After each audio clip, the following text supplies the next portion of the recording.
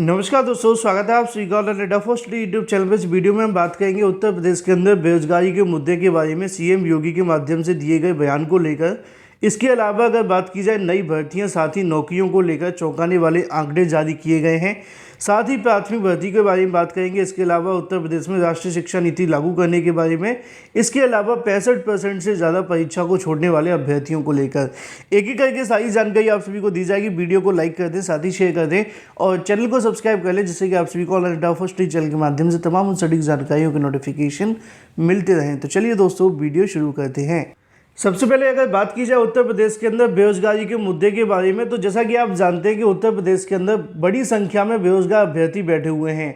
अगर हम एक आंकड़े के तौर पे आपको बताना चाहें तो यूपी टीईटी को लेकर आप जानते हैं कि यूपी टीईटी के अंदर लगभग 21 लाख से ज़्यादा छात्रों ने आवेदन किए थे। इन शॉर्ट अगर कहा जाए तो यूपी टीईटी के अंदर जिसमें किसी को नौकरी नहीं मिलनी है, उसके अंदर भी 21 लाख आवेदन करने वाले अभ्यर्थी हैं, जबकि प्रदेश सरकार या फिर एनसीटीई के माध्यम से यूपी टीईटी को आजीवन वैलिड कर दिया गया है। बावजूद इसके यहाँ से एक बार फिर से 21 लाख आवेदन आना इस बात की ओर आप सभी का इशारा करते हैं कि कितनी बड़ी संख्या के अंदर अभ्यर्थी बेरोजगार बैठे हुए हैं, क्योंकि यूपी टीईटी पास करने वाले छात्रों की भी संख्या लगभग 20 लाख के आसपास है। अगर बीएड और बीटीसी को मिला दिया जाए तो मतलब ये हो जाता है कि शिक्षक बनने के लिए लगभग 20 से 22 लाख अभ्यर्थी बैठे हुए हैं। लेकिन इसके अलावा और भी बहुत सारे ऐसे अभ्यर्थी हैं जो कि सिर्फ शिक्षक नहीं बनना चाहते, लेकिन नौकरी तो चाहते हैं, चाहे वो यूपीपीएससी से हो या फिर यूपीएससी हो या फिर एसएससी या फिर रेलवे से हो। लेकिन उत्तर प्रदेश सरकार के माध्यम से हमेशा रोजगार को लेकर नौकरियों के बारे में, भर्ती के बारे में कुछ इस प्रकार के आंकड़े जारी किए जाते हैं जो कि हमेशा की तरह चौंकाने वाले होते हैं। एक बार फिर से अगर बात की जाए, प्रदेश के मुखिया की तरफ से बताया जाता है बेरोजगारी दर के बारे में। आज के हिंदुस्तान समाचार पत्र के अंदर आप सभी को जानकारी देखने के लिए मिलेगी। अगर बात की जाए, सरकार के माध्यम से दावा है कि भाजपा सरकार ने 5 करोड़ के समथिंग यहाँ से रोजगार के लिए संकल्प पत्र को लेकर यहाँ से कहीं ना कहीं जो शुरुआत है वो कर दी है। आपने देखा होगा जब हाल ही में सरकार ने बजट जारी किया था तो बजट के अंदर भी एक लाइन लिखी हुई थी कि प्रदेश सरकार की समय में अगर बात की 2017 के बाद से यहाँ पे लगभग जो बेरोजगारी दर है उसमें काफ़ी कमी देखी गई है। उनका कहना है कि 18% के मुकाबले अब यहाँ पे सिर्फ 2.9% तक आ गई है। मतलब ये है कि यहाँ पे अगर बात की 6 गुना तेजी से जो बेरोजगारी की दर है वो कम हो गई है। इस प्रकार का दावा सरकार के माध्यम से किया जा रहा है। सरकार का दावा है कि आगामी 5 साल के अंदर यूपी में 5 करोड़ लोगों को स्वरोजगार देने के लिए यहाँ से जो तैयारियाँ हैं वो शुरू कर दी गई है और ऐसा प्रयास उनके माध्यम से किया जाएगा। तो ऐसे में सरकार की तरफ से बेरोजगारी को लेकर यहाँ पर उनका दावा है कि उनकी सरकार आने के बाद से 18% के मुकाबले यहाँ से जो आपके सामने बेरोजगारी दर है वो सिर्फ 2.9% के समथिंग रह गई है। लेकिन अगर बात की जाए भर्तियों के बारे में चौंका देने वाले आंकड़ों को लेकर, तो सरकार के माध्यम से 2 दिन पहले बयान देते हुए बताया गया था कि उत्तर प्रदेश के अंदर अलग अलग विभागों के अंदर 86,000 नौकरियां दी जाएंगी। ऐसा दावा किया था योगी सरकार के माध्यम से। मैंने भी इसको लेकर आपको जानकारी दी थी, लेकिन यहाँ पे एक चौंकाने वाला एक और आंकड़ा लिखा हुआ था जो कि 86,000 से भी ज़्यादा महत्वपूर्ण है, क्योंकि ये तो आगामी भविष्य में दी जाएंगी। कब दी जाएंगी ये बात की बात है, लेकिन सरकार ने दावा किया कि यहाँ से सरकार के माध्यम से बताया गया कि सरकार के दूसरे कार्यकाल के अंदर, जो कि 10 मार्च 2022 से शुरू हुआ है, उसके अंदर 18,000 से ज़्यादा लोगों को सरकारी नौकरियां मिल चुकी हैं। लेकिन जितना मैंने यहाँ पे रिसर्च किया तो ऐसी कोई भी भर्ती नहीं है जो कि मार्च 2022 से लेकर अब तक पूरी की गई हो। हालांकि 18,000 का दावा तो किया जा रहा है, लेकिन अगर बात की जाए शिक्षकों को लेकर तो कोई भर्ती नहीं निकाली गई। इसके अलावा अगर बात की जाए यूपीपीएससी, यूपीएससी से भर्तियाँ तो निकली, परिणाम तो जारी हुए, लेकिन अभी तक किसी को भर्ती नौकरी नहीं मिली है। लेकिन सरकार का कहना है कि 18,000 से ज़्यादा लोगों को सरकारी नौकरियां मिल चुकी हैं, वो भी सिर्फ 10 मार्च 2022 से लेकर आज की तारीख में जब ये वीडियो बनाया जा रहा है। तो कहीं ना कहीं एक बार फिर से सरकार के माध्यम से चौंका देने वाले जो आंकड़े वो जारी किए जा रहे हैं, चाहे वो भर्तियों को लेकर हो या फिर रोजगार के मुद्दे पर। बाकी ज़मीनी हकीकत क्या है वो सरकार के माध्यम से ना बताई जाती है और ना ही मीडिया की तरफ से। वहीं दूसरी तरफ बात की जाए अपनी अगली अपडेट के बारे में, जो कि संबंधित है प्राथमिक शिक्षक भर्ती को लेकर। आप जानते हैं कि उत्तर प्रदेश के अंदर प्राथमिक शिक्षक भर्ती के तमाम जो मामले हैं वो लटके हुए हैं। उन्हीं में से एक मामले की अगर बात की जाए तो शिक्षक भर्ती को लेकर छात्रों के माध्यम से विधानसभा का जो घेराव है वो किया जाएगा। इसको लेकर जानकारी मैंने आपको पहले भी दी थी, एक बार फिर से आप सभी के सामने देखने के लिए मिल जाता है।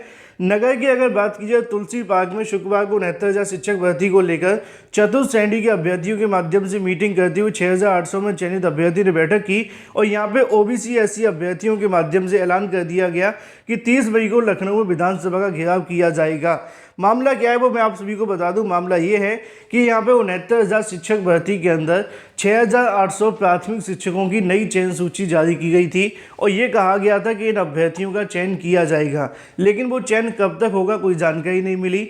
मामला कोर्ट में चला गया, कोर्ट की तरफ से कहा गया कि आप एक भी सीट नहीं बढ़ा सकते हैं। अब ये मामला न्यायालय में लटका हुआ है और सरकार की तरफ से भी इसको लेकर कोई खास पैरवी देखने के लिए नहीं मिली है। उसी को नाराज अभ्यर्थियों के माध्यम से 6,800 प्राथमिक शिक्षक भर्ती के अंदर नियुक्ति दिए जाने की मांग को लेकर धरना प्रदर्शन किए जाने की तैयारी की जा रही है। आज की तारीख में अभ्यर्थियों के माध्यम से विधानसभा का घेराव किया जाएगा और मांग रखी जाएगी कि यहाँ पर शिक्षक भर्ती को लेकर जो आगे की प्रक्रिया है वो शुरू कर दी जाए। लेकिन वही दूसरी तरफ बात की जाए अपनी अगली अपडेट के बारे में, जो कि संबंधित है उत्तर प्रदेश में राष्ट्रीय शिक्षा नीति लागू किए जाने को लेकर। आप जानते हैं कि राष्ट्रीय शिक्षा नीति 2020 यहाँ से आप सभी को देखने के लिए मिली थी। उसके बाद से प्रदेश सरकार की तरफ से अभी तक इसको पूरे तरीके से लागू नहीं किया गया है, क्योंकि आप जानते हैं कि राष्ट्रीय शिक्षा नीति के अंदर कई भर्तियों को लेकर और अगर बात की जाए और भी तमाम मुद्दों के अंदर बहुत सारे बदलाव देखने के लिए मिलेंगे। चाहे वो अगर बात की जाए भर्तियों के बारे में या फिर उच्च शिक्षा की बात की जाए या फिर प्राथमिक शिक्षा की, हर एक के अंदर आपको व्यापक स्तर पर बदलाव देखने के लिए मिलेंगे जब यहाँ से नई शिक्षा नीति लागू कर दी जाएगी। लेकिन अब ऐसे में नई शिक्षा नीति को लागू किए जाने को लेकर जो तैयारियाँ वो शुरू कर दी गई हैं। पहले मैं आपको दिखा दूँ सीएम योगी के माध्यम से दिए गए बयान को लेकर। यहाँ पर देखने के लिए मिलेगा कि राष्ट्रीय शिक्षा नीति से अगर बात कीजिए पाठ्यक्रम का जो महत्व बढ़ेगा, ऐसा कहना है सीएम योगी का। मुख्यमंत्री योगी के माध्यम से कहा गया कि आज़ादी के बाद से पहली बार 2020 में नई शिक्षा नीति को लेकर यहाँ से जो शुरुआत है वो की गई है और नई शिक्षा नीति पहली बार एक साथ 2 डिग्री लेने की जो सुविधा है वो दी गई है। मुख्यमंत्री ने बताया कि राष्ट्रीय शिक्षा नीति लागू होने से मुक्त विद्यालय के पाठ्यक्रम का महत्व बढ़ जाएगा और सभी विश्वविद्यालय ऐसे अंगीकार करते हुए इसका ज़्यादा से ज़्यादा लाभ छात्रों को पहुंचाना सुनिश्चित करना चाहिए। उसी को लेकर यहां से कहीं ना कहीं जो आगे की प्रक्रिया है वो शुरू कर दी गई हैं, क्योंकि अगर शिक्षा नीति लागू की जाएगी तो धीरे धीरे सभी विभागों के अंदर कर दी जाएगी और जैसी शिक्षा नीति लागू होगी तो कई भर्तियों के अंदर और भी तमाम चीज़ों में आपको जो बदलाव है वो देखने के लिए मिलेंगे। यहाँ पे देखने के लिए मिलेगा अगर बात की जाए एलयू के अंदर एनईपी लागू करने को लेकर 14 सदस्यीय समिति का जो गठन है वो कर दिया गया है।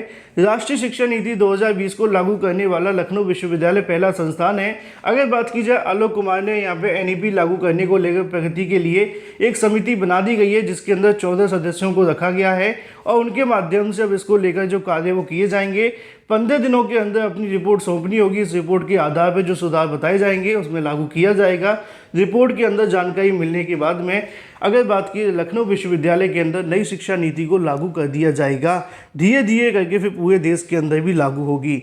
वहीं दूसरी तरफ अगर बात की जाए अपनी अगली अपडेट के बारे में, जो कि संबंधित है पॉलिटेक्निक संयुक्त प्रवेश परीक्षा के बारे में। अगर बात की जाए प्रदेश के अंदर पॉलिटेक्निक संस्थानों में दाखिले के लिए होने वाली परीक्षा को स्थगित कर दिया गया है। नीचे आप सभी के सामने जानकारी देखने के लिए मिलेगी।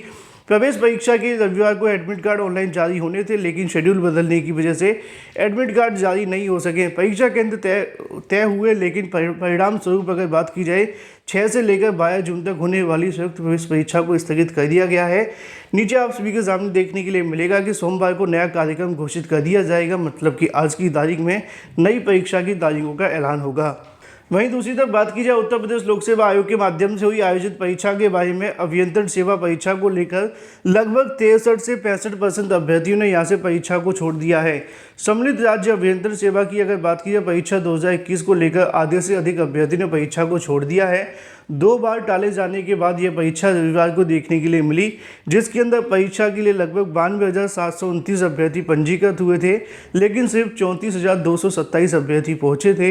हालांकि पदों की संख्या 281 है, तो अंदाज़ा लगाया जा सकता है कि कंपटीशन कितना ज़्यादा है, लेकिन फिर भी ज़्यादा से ज़्यादा अभ्यर्थी यहाँ पर नहीं पहुँच सके, जिससे कि कट ऑफ में आपको गिरावट भी देखने के लिए मिलेगी। वीडियो को लाइक कर दें, साथ ही शेयर कर दें।